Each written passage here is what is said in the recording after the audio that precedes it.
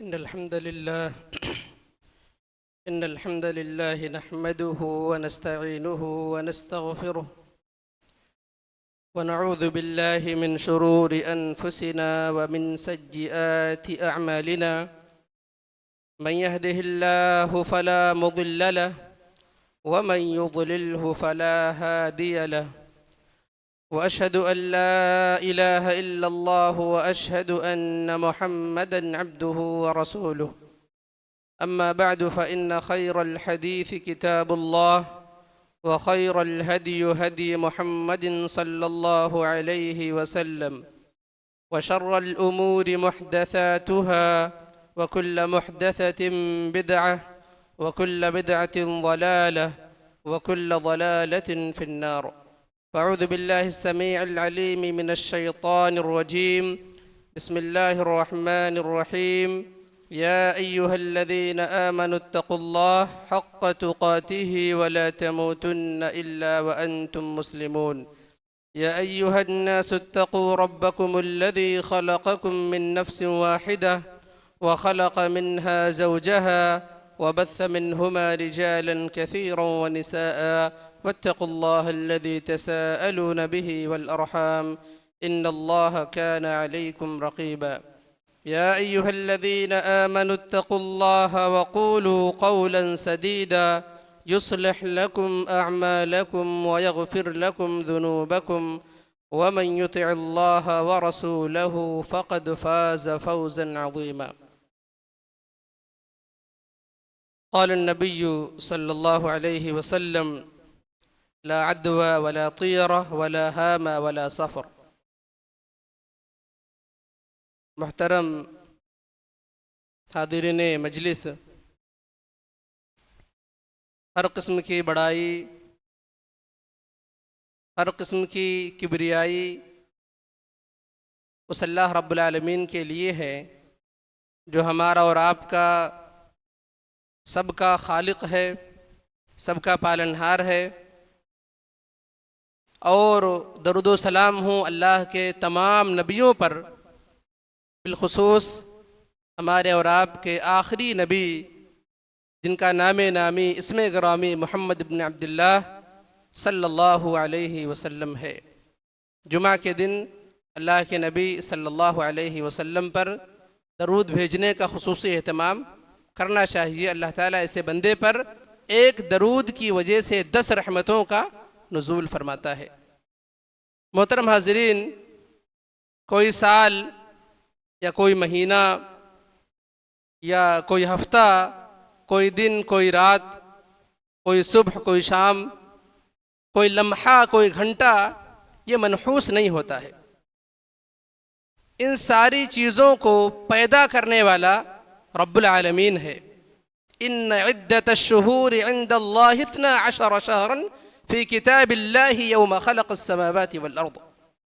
اللہ تعالیٰ نے 12 مہینوں کو پیدا فرمایا ہے۔ اللہ تعالیٰ نے جب سے زمین و آسمان کو پیدا فرمایا ہے۔ اللہ تعالیٰ دن اور رات کو بنانے والا ہے، ساعات کو بنانے والا ہے۔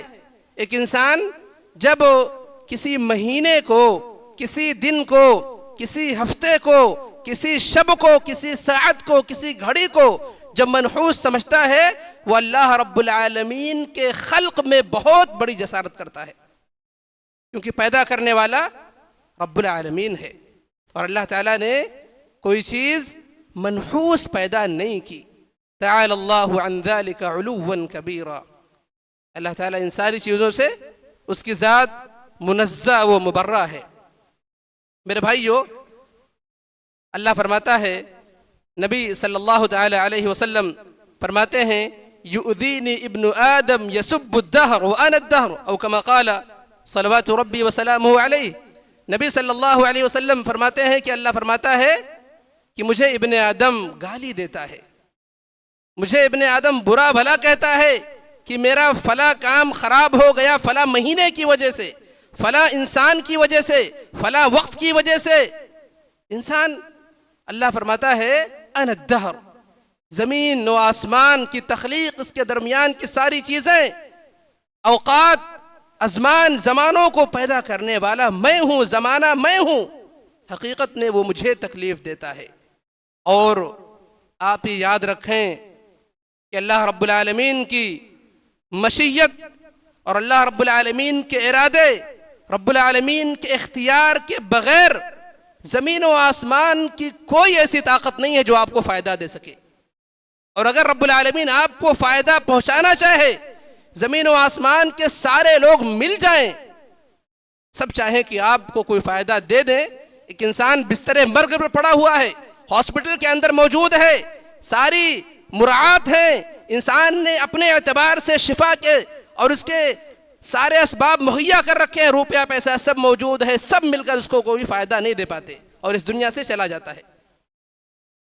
اللہ کے نبی صلی اللہ تعالی علیہ وسلم نے عبداللہ ابن مسعود مشہور صحابی رسول کو آپ نے نصیحت فرمائی تھی جب وہ اللہ کے نبی صلی اللہ علیہ وسلم کے کنت ردیف النبی، نبی صلی اللہ علیہ وسلم کے پیچھے سواری پر سوار تھے، آپ نے کہا یا غلام، آپ نے کہا یا غلام۔ نبی صلی اللہ علیہ وسلم غلام جو ہے، بعض لوگ کہتے ہیں کہ اللہ کے نبی صلی اللہ علیہ وسلم نے غلام استعمال کیا، غلام یہاں بچے کے معنی میں، غلام اب کوئی نام رکھنا شروع کر دے اس طرح سے درست نہیں ہوگا۔ ناموں کے سلسلے میں ضروری یہ ہے کہ جو نبی صلی اللہ علیہ وسلم کے اقوال میں یا قرآن میں جو چیزیں موجود ہیں ان کا معنی بھی آپ دیکھ لیں۔ ہر چیز جو قرآن میں آ گئی اس کا ہم نام رکھ دیں، بہت سارے نموذج ایسے مل جائیں گے آپ کو جو بالکل جو ہے جس کا معنی جو ہے بالکل خلاف سنت ہے، خلاف شرع ہے، اور لوگ نام رکھ دیتے ہیں۔ آپ نے فرمایا یا غلام، عبداللہ بن مسعود رضی اللہ تعالی عنہ کو آپ نے مخاطب کیا، آپ نے کہا اذا سألت فاسأل اللہ، جب تمہیں سوال کرنا ہو، مانگنا ہو، اللہ کے علاوہ کسی سے سوال نہ کرنا۔ یہاں تک کہ آپ نے کہا کہ اگر تمہارے جوتے کا تسمہ ٹوٹ جاتا ہے، پھیتا ٹوٹ جاتا ہے، آپ اللہ سے مانگیے، اللہ سے اس کا سوال کیجئے۔ وَإِذَا اسْتَعَنْتَ فَاسْتَعِنْ بِاللَّهِ، اگر استعانت طلب کرنی ہے، مدد طلب کرنی ہے، پناہ لینی ہے، اللہ رب العالمین إِيَّاكَ نَعْبُدُ وَإِيَّاكَ نَسْتَعِينُ، سارے نماز میں سورۃ الفاتحہ میں ہم پڑھتے ہیں اے اللہ ہم تیری عبادت کرتے ہیں اور تجھ سے ہی مدد چاہتے ہیں۔ استعانت یہ عبادت میں سے ہے، اللہ کے علاوہ کسی اور کے لیے اسے صرف کرنا جائز نہیں ہے، حرام ہے۔ آپ نے فرمایا وَاعْلَمْ أَنَّ الْأُمَّةَ لَوِ اجْتَمَعَتْ عَلَىٰ أَن يَنفَعُوكَ بِشَيْءٍ، کہا اے غلام، اے بیٹے یہ جان لو کہ اگر ساری امت جمع ہو جائے، مفسرین اور شارحین فرماتے ہیں ایک مفروضہ ہے، ایسا ممکن نہیں ہے کسی ایک انسان کے حق میں سب جمع ہو جائیں۔ آپ نے کہا سب جمع ہو جائیں اور ایک انسان کو فائدہ پہنچانا چاہیں، ایسا فائدہ جو اس انسان کے حق میں، اس کے نصیبے میں، اس کی قسمت میں، اس کی تقدیر میں رب العالمین نے لکھا نہیں ہے، سارے لوگ ایک طرف ہو جائیں اسے فائدہ نہیں پہنچا سکتے۔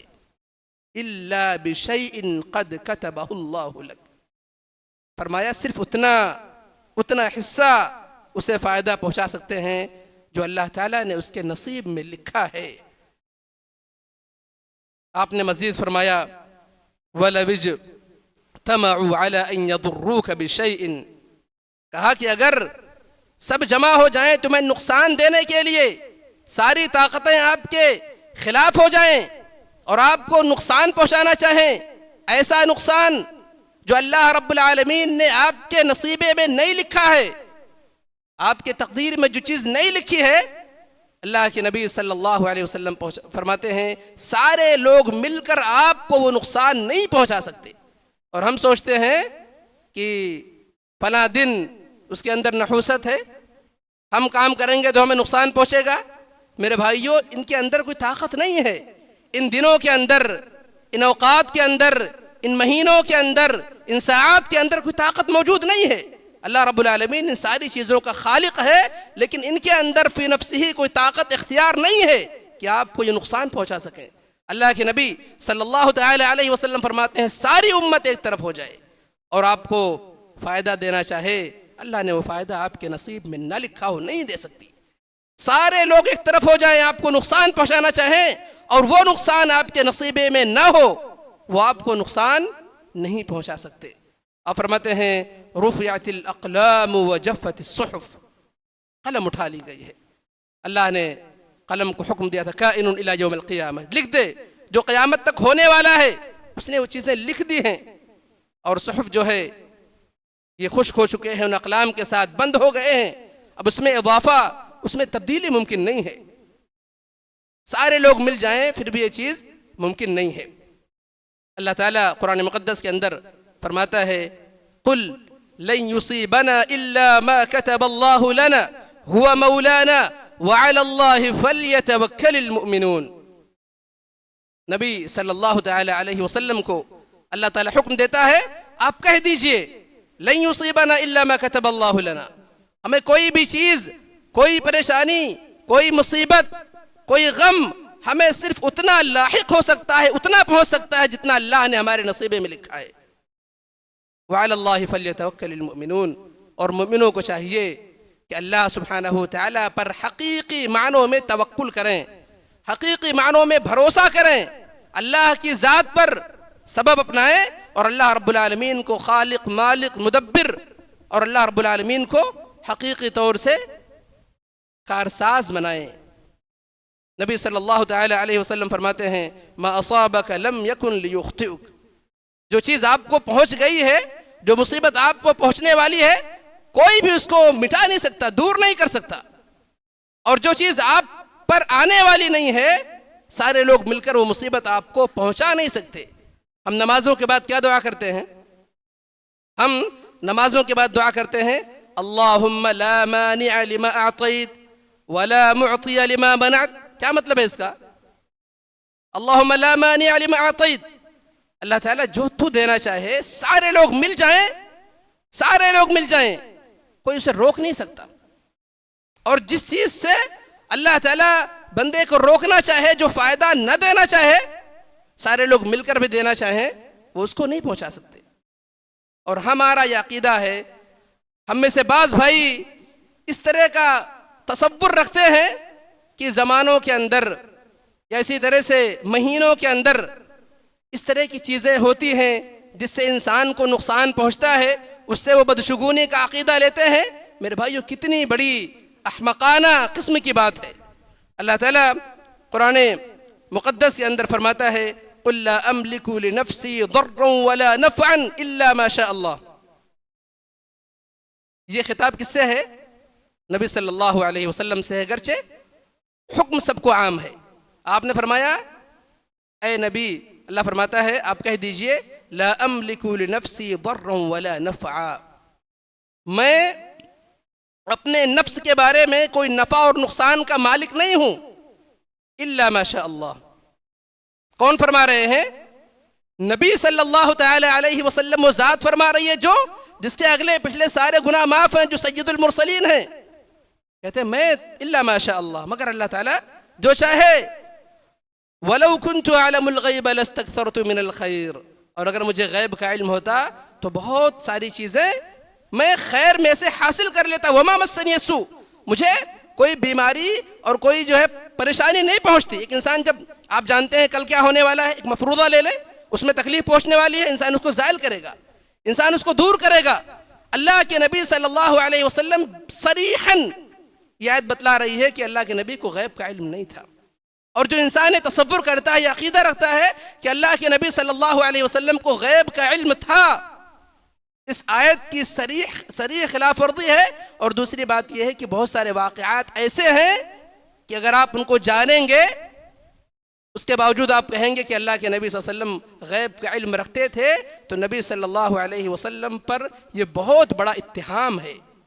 آپ بتائیں، شروع اسلام میں اللہ کے نبی صلی اللہ علیہ وسلم نے قبیلے رعل اور ذکوان کی طرف 70 قراء کو بھیجا تھا۔ 70 قراء کو آپ نے بھیجا کس لیے؟ تاکہ وہ جائیں وہاں کے لوگوں کو دین سکھلائیں، توحید و سنت کی باتیں بتلائیں۔ آپ نے انہیں بھیج دیا، ان لوگوں کا منصوبہ کچھ اور تھا۔ ان لوگوں نے ان صحابہ کو 70 قراء کو گھیر کر پہاڑوں پر سب کو شہید کر دیا۔ آپ بتلائیں کہ اللہ کے نبی صلی اللہ علیہ وسلم کے علم میں بات ہوتی کہ میرے جانثار صحابہ، میرے قراء صحابہ کے ساتھ وہ یہ کام کرنے والے ہیں، اور انہوں نے دھوکے سے بلایا ہے رعل اور ذکوان والوں نے کہ اللہ کے نبی صلی اللہ علیہ وسلم نے علم ہوتے ہوئے کہ ان کو قتل یعنی قریب قتل کر دیے جائیں گے، اللہ کے نبی صلی اللہ علیہ وسلم نے انہیں جان بوجھ کر وہاں بھیجا۔ کیا آپ ایسا سوچ سکتے ہیں اگر نبی صلی اللہ علیہ وسلم کو غیب کا علم ہوتا اللہ کے نبی نے کیوں بھیجتے وہاں؟ نبی صلی اللہ علیہ وسلم گھر میں موجود ہوتے ہیں، جبریل نہیں آ رہے ہیں، پریشان ہیں. اللہ کے نبی صلی اللہ علیہ وسلم کو جبریل فرماتے ہیں گھر میں تصویر موجود تھی، اس وجہ سے میں نہیں آ رہا تھا. نبی صلی اللہ علیہ وسلم پریشان ہے، پریشانی کا سبب ہے کہ وہ نہیں آ رہے ہیں، لیکن یہ نہیں پتا چل رہا ہے کہ وہ کیوں نہیں آ رہے ہیں. وحی جب ابتدائی دور میں منقطع ہوئی، اللہ کے نبی صلی اللہ علیہ وسلم شدید پریشان ہوئے، شدید پریشان ہیں، لیکن نبی صلی اللہ علیہ وسلم یہ نہیں پتا کر پا رہے ہیں کہ وحی آنے والی ہے، یہ وحی کا سلسلہ منقطع کیوں ہوا ہے. یہ ساری چیزیں اگر نبی صلی اللہ علیہ وسلم کے علم میں ہوتی، وما مسنی السوء، کوئی برائی اور کوئی تکلیف آپ صلی اللہ علیہ وسلم کو پہنچتے ہی نہیں. غزوات کے معاملے میں آپ دیکھیں اللہ کے نبی صلی اللہ علیہ وسلم کے جو داں شہید کیے گئے یا آپ کو اور جو مواقع سے تکلیف دی گئی، اگر نبی صلی اللہ علیہ وسلم کو اس کا علم ہوتا تو اللہ کے نبی صلی اللہ علیہ وسلم اس سے اپنے آپ کو بچا لیتے، محفوظ کر لیتے. اللہ سبحانہ وتعالی قرآن مقدس کے اندر اسی طرح سے ایک اور صریح آیت کے اندر اللہ فرماتا ہے وَإِن يَمْسَسْكَ اللَّهُ بِضُرٍّ فَلَا كَاشِفَ لَهُ إِلَّا هُ. اللہ تعالیٰ کوئی تکلیف کا ارادہ کسی بندے کے ساتھ کرے، کسی بدنی بیماری میں، کسی امتحان میں، آزمائش میں بندے کو گرفتار کرنا چاہے، اللہ کے سوا کوئی ذات نہیں ہے جو اس کو نجات دلا سکے. فَلَا كَاشِفَ لَهُ إِلَّا هُ.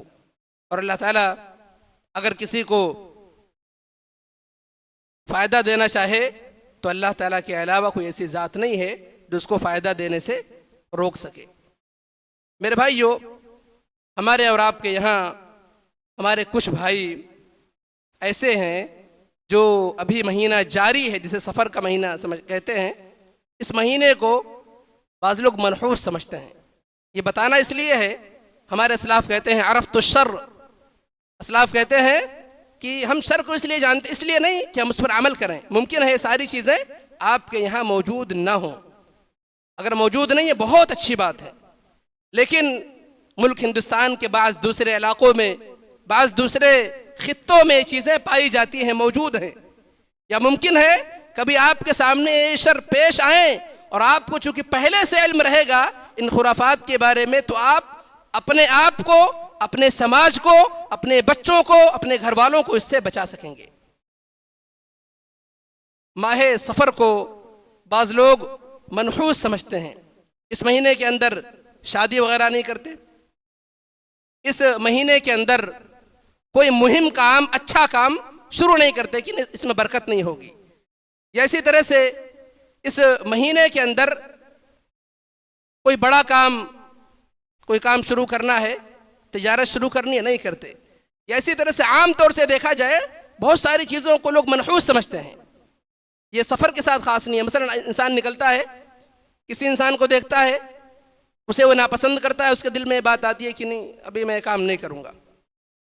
یا اسی طرح سے ایک دکان پر گیا، ایک انسان بیٹھا ہوا ہے، میں نے کہا فلاں سامان آپ مجھے دے دو. اب وہ مالک انسان نہیں اٹھ رہا ہے، اپنے دوسرے بندے کو کہہ رہا ہے کہ ہاں اٹھا کے وہ سامان دے دو. وہ نہیں اٹھ رہا ہے اس وجہ سے کہ میں آج اس کرسی پہ بیٹھا ہوں تو میرا صبح سے دھندا اچھا چل رہا ہے، میرا منافع اچھا ہو رہا ہے، اس وجہ سے وہ وہاں سے اٹھ نہیں رہا ہے. یعنی وہ اپنے بیٹھنے کو تصور کر رہا ہے کہ میرا یہاں بیٹھنا یہ برکت سے خالی نہیں ہے اور اس کی وجہ سے مجھے منافع حاصل ہو رہا ہے. یہ سارے اعتقادات باطل ہیں، یہ سارے نظریے باطل ہیں. بدشگونی کسے کہتے ہیں تقریباً ہم سب کے علم میں بات ہے، لیکن پھر بھی میں آپ کو بتلا دوں کہ ایک انسان کسی چیز کا ارادہ کرتا ہے. مثلا آپ نے ارادہ کیا کہ میں آج کھیڑ شہر سے باہر جاؤں گا، چپلون جانا ہے، کہیں اور جانا ہے، آپ نے ارادہ کیا، پختہ ارادہ آپ نے کر لیا. اب اس کے بعد کوئی چیز آپ نے دیکھ لی، کوئی چیز آپ نے سن لی، مثلا آپ کے گھر میں کوئی واقعہ ہو گیا جسے آپ ناپسند کرتے ہیں، تو آپ نے کہا نہیں اب گھر میں یہ چیز ہو گئی ہے تو میں وہاں جاؤں گا تو میرا کام نہیں ہوگا. یا اس طرح سے کوئی کری چیز آپ نے دیکھ لی، اس کی وجہ سے آپ رک گئے، آپ نے اس کام کو نہیں کیا. اللہ کے نبی صلی اللہ تعالی علیہ وسلم فرماتے ہیں من ردته الطیرة عن حاجته فقد اشرک. جس انسان کو بدشگونی نے اس کے کام سے روک دیا، ایک کام کرنا چاہتا تھا، پختہ ارادہ تھا، لیکن کسی چیز سے اس نے بدشگونی لی اور اس کام سے رک گیا. اللہ کے نبی صلی اللہ علیہ وسلم فرماتے ہیں اس نے شرک کیا. اور یہ بدشگونی کی تاریخ بڑی پرانی ہے، ایسا نہیں ہے کہ آج کے دور میں یہ چیز ہے. یہ پچھلے انبیاء علیہم الصلاۃ والسلام نبی صلی اللہ علیہ وسلم کے دور میں، اس سے پہلے کے ادوار میں یہ چیز پائی جاتی تھی. اللہ تعالیٰ نے قرآن مقدس کے اندر جب قوم موسیٰ کا ذکر کیا، اللہ فرماتا ہے فَإِذَا جَاءَتْهُمُ الْحَسَنَةُ قَالُوا لَنَا هَذِهِ. جب انہیں نیکی ملتی تھی، جو موسیٰ علیہ الصلاۃ والسلام کے مخالفین تھے، تو کہتے تھے کہ نیکی ہمیں جو ہے ہماری طرف سے ملی ہے، ہمارے عمل کے بدلے میں ملی ہے. وَإِن تُصِبْهُمْ سَيِّئَةٌ يَطَّيَّرُوا بِمُوسَىٰ وَمَن مَّعَهُ. اور جب کوئی برائی پہنچتی، کوئی مصیبت آتی، تو کہتے ہیں یہ موسیٰ اور اس کی قوم کی وجہ سے ہے، یہ موسیٰ اور ان کے حواریوں کی وجہ سے ہے. یہ اگر نہیں ہوتے تو ہمیں یہ مصیبت، ہمیں یہ بیماری نہیں پہنچتی. میرے بھائیو، یہ کفر ہے، یہ کفر ہے. اللہ کے نبی صلی اللہ تعالی علیہ وسلم کے صحابی زید بن خالد الجہنی رضی اللہ تعالی عنہ روایت فرماتے ہیں کہ اللہ کے نبی صلی اللہ علیہ وسلم نے ایک بار ہمیں فجر کی نماز پڑھائی، اور فجر کی نماز سے قبل یا اس کے بعد مباشرتاً بارش ہوئی. اللہ کے نبی صلی اللہ علیہ وسلم نے صحابہ سے آپ نے کہا هل تدرون ماذا قال ربکم، کیا تم جانتے ہو کہ تمہارے رب نے کیا کہا ہے؟ صحابہ کہتے ہیں اللہ ورسولہ اعلم، اللہ اور اس کے رسول زیادہ بہتر جانتے ہیں.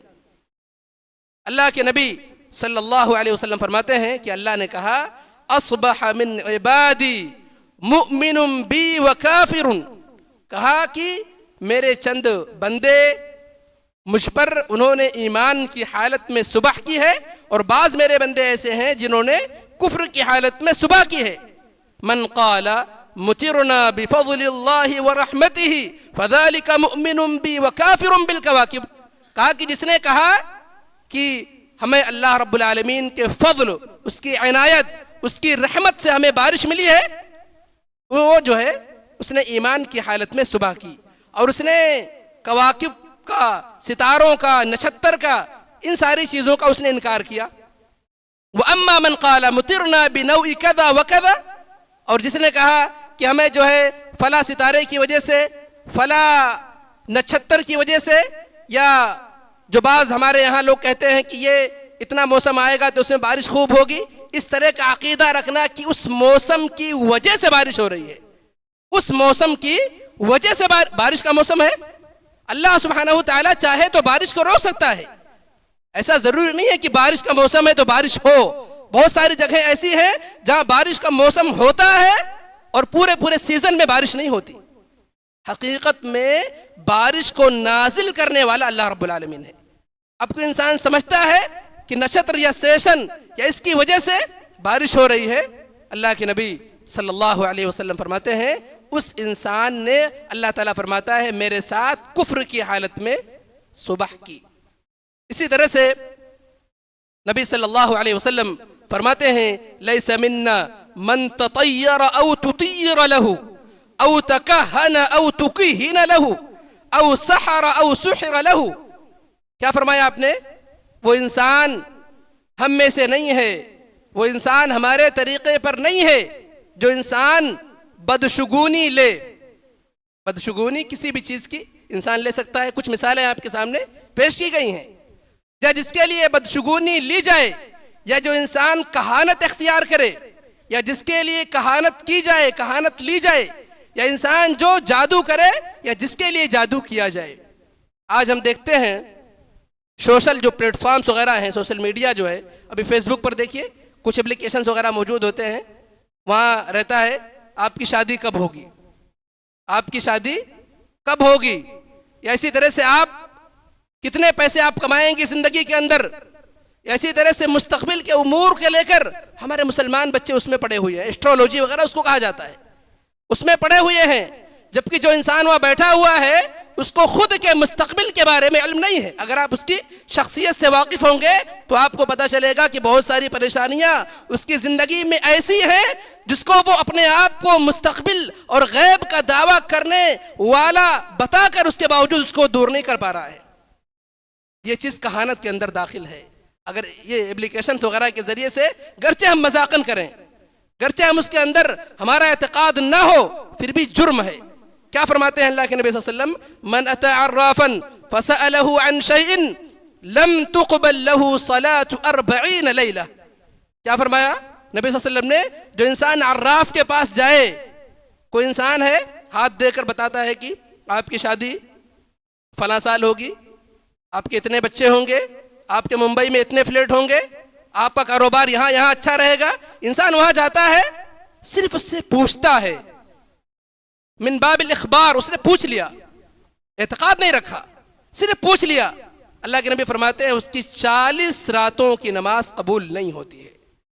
اور اس سے بڑھ کر اللہ کے نبی نے فرمایا من اتى عرافا کاہنا فصدقه بما يقول فقد كفر بما انزل على محمد صلی اللہ علیہ وسلم۔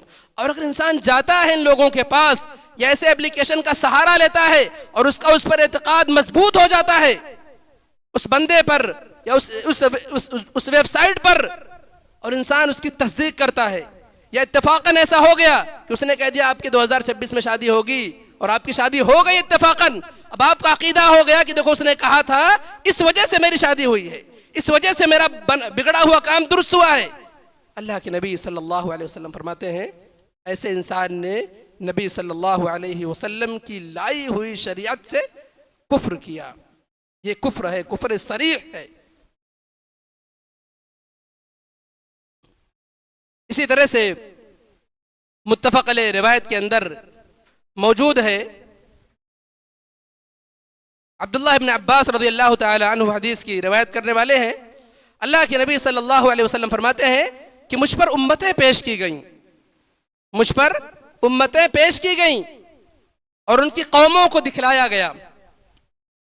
اللہ کے نبی فرماتے ہیں میں نے دیکھا بعض انبیاء ہیں جن کے ساتھ 10 لوگ ہیں، 12 لوگ ہیں، میں نے دیکھا کہ بعض نبی ہیں جن کے ساتھ 1 سے 2 لوگ موجود ہیں، میں نے دیکھا بعض نبی ایسے ہیں جن کے ساتھ کوئی موجود ہی نہیں ہے، یعنی جن پر کوئی ایمان نہیں لایا۔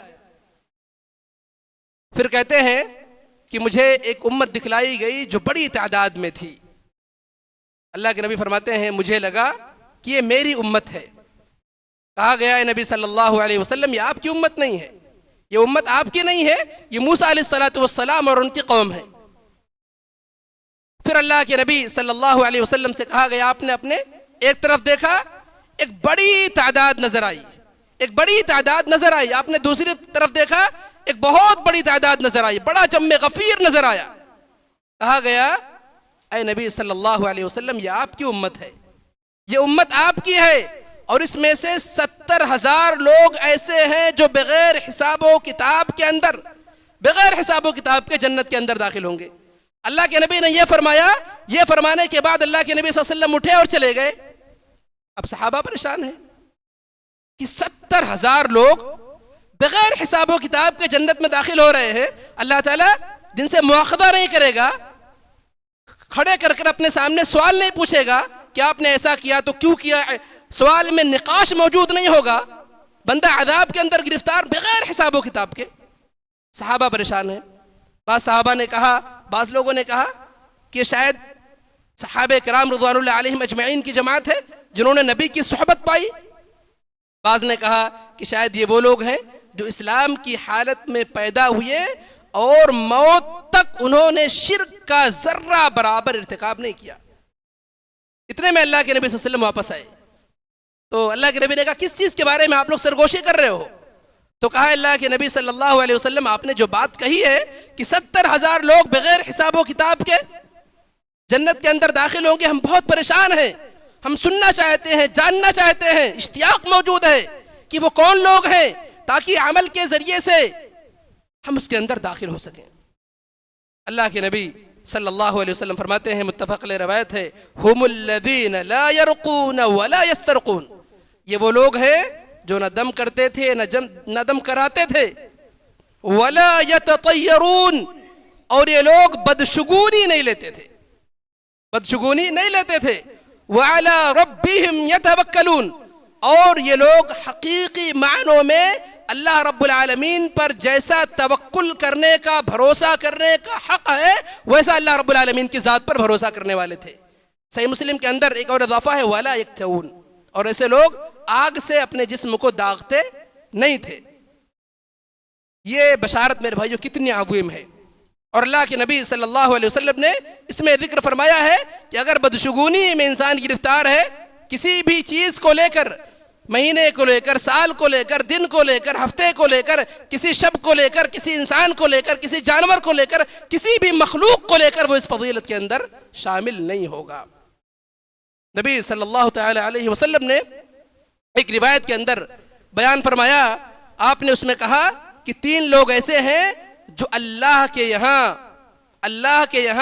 سب سے زیادہ ناپسندیدہ لوگوں میں سے ہیں، ابغض الناس الی اللہ، سب سے زیادہ مبغوض ہیں۔